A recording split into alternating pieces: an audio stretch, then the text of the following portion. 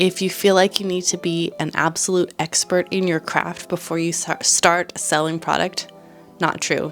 You just have to be good enough. Hi everybody, welcome back to the channel. My name is Keisha. I run a handmade shop with my husband Nick on Etsy. We are top 1% Etsy sellers, and this is my home office studio. Most of the stuff that we make is for other artists, but today I'm going to be making one of our best selling items, which is the bow keychain. This has been really popular because people love to decorate their bags, and it's one of the products that I can't believe does so well because it is so simple. And if you've ever wanted to make something and sell it and actually have people like your product, go ahead and follow my free community on School, where we talk about all things handmade and how to sell them. The products that we do in our shop are never just throw spaghetti at the wall and see if it sticks. It's really a combination of finding out what we specifically are good at making between me and my husband, and what is in demand in the market. And so it's been an amazing journey to come up with a system that helps us live this incredibly flexible life where we get to cater to the people we loved most, which for me personally is actually other artists and other business owners. So that's who I target most of the time when I create product. But this product was actually something that I wanted to try out because I had some extra inventory that I didn't want dead sitting around. So I am a big believer in working within your constraints. And this was definitely a constraint I had, and I wanted to sew more.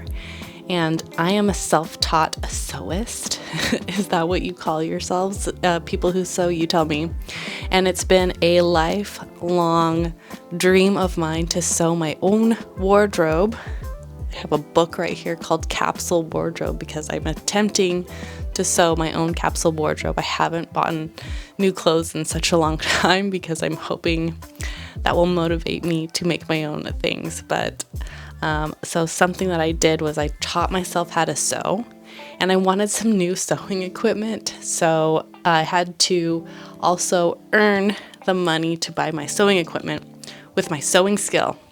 And all of that to say, if you feel like you need to be an absolute expert in your craft before you start selling product, not true. You just have to be good enough. So today I'm going to show you these really simple bows that I make, and I turn them into keychains. It's easier than you might think, and I want you to try it out too. I think you would do really well, and bring them to your next market. See how they do. Right, so the first thing you're gonna wanna do is you're gonna wanna make sure that you have the right bow pattern. I use a really simple one that I created myself after watching a few tutorials on YouTube and playing around with the sizing. I cut out 3 pieces of fabric to make a simple bow.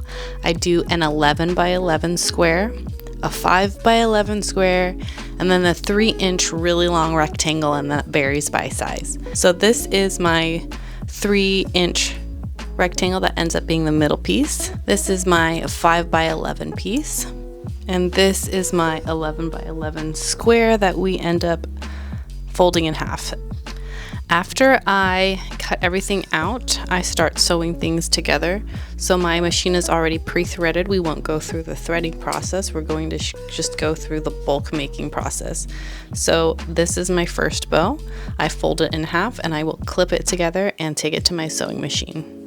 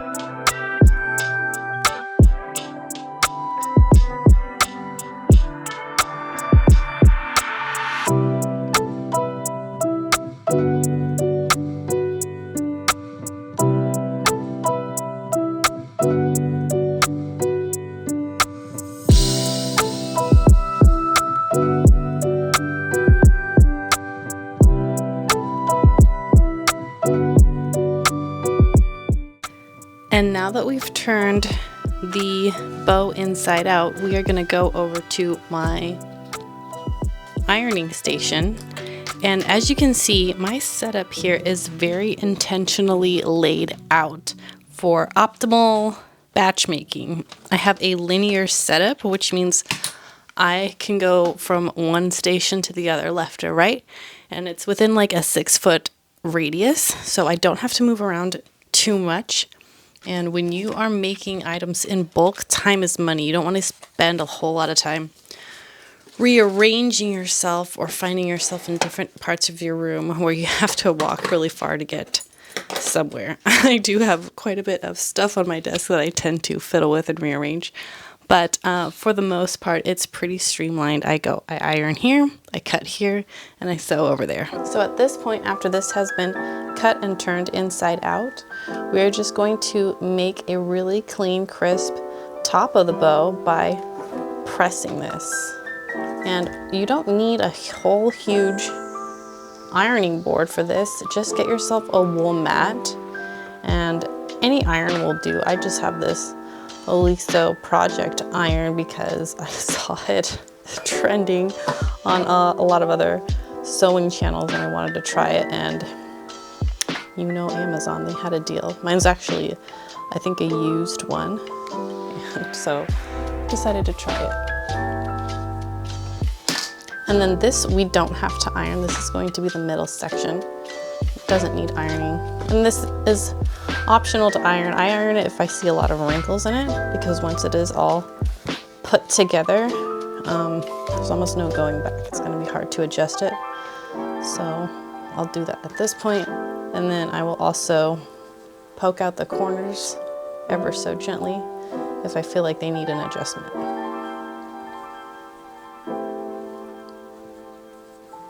Okay, so everything is prepped and looking really good. This is the point at which we hand sew. So I have several threads over here on my little mushroom pin cushion. I think I got this at Marshall's. It's very whimsical. And I have different color threads that I use for different color bows. This is a white one, but the white thread is kind of needs to be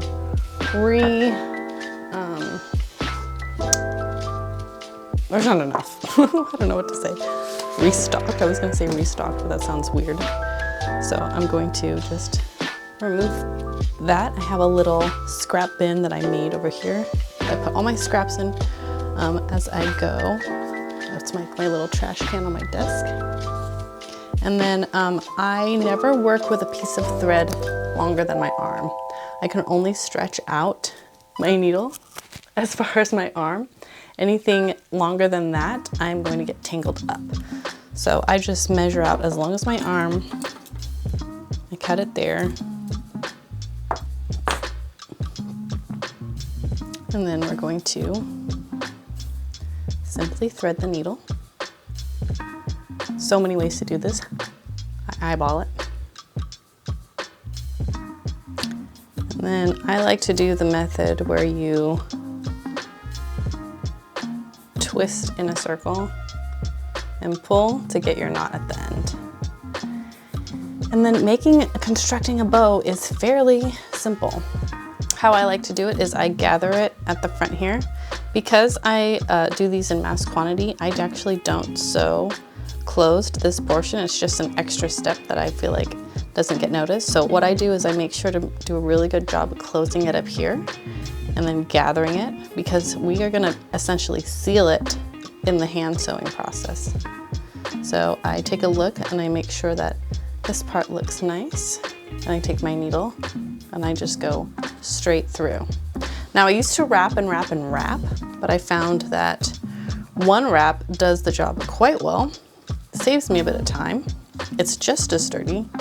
As long as I do it nice and correct this way, you can see how I'm pinching it closed. Everything ends up fine. One thing I did forget to do is we do have to go to the sewing machine and stitch this closed, so I'll do that real quick.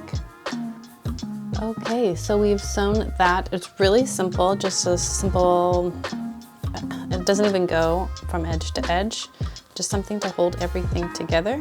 And then what you're going to do is you're going to pinch the middle and then pinch the sides. I hope that makes sense. It's kind of like, you can kind of, it gets easier as you mess with it, but you sandwich it closed and then pull back the sides here.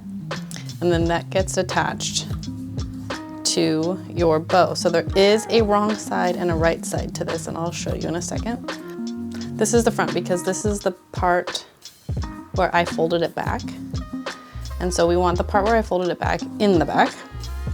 And we want this part of the bow in the back as well.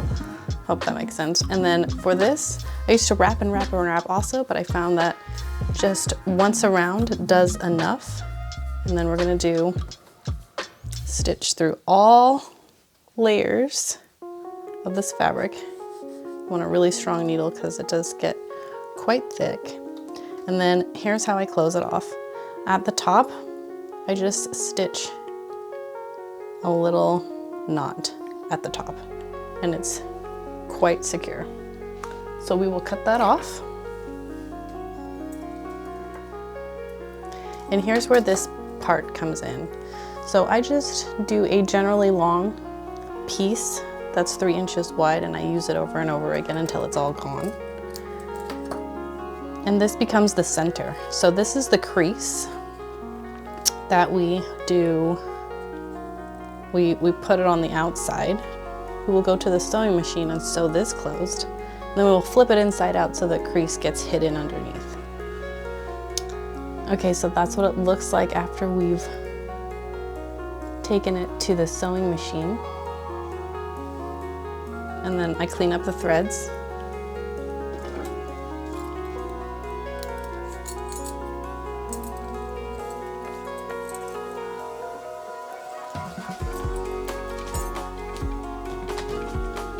And I take some very sharp fabric scissors and I carefully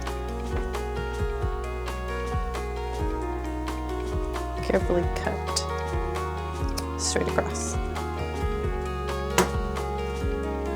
And now we will flip this inside out, and I flip it from where I've sewed it inside out. I don't know, you're gonna find little efficiencies as you go along and make your own, but I found that was the fastest way to flip it without getting too fussy with it. And there is your beautiful bow. So if there are threads that are a little bit too long, go in and clean those up. And then we add the keychain.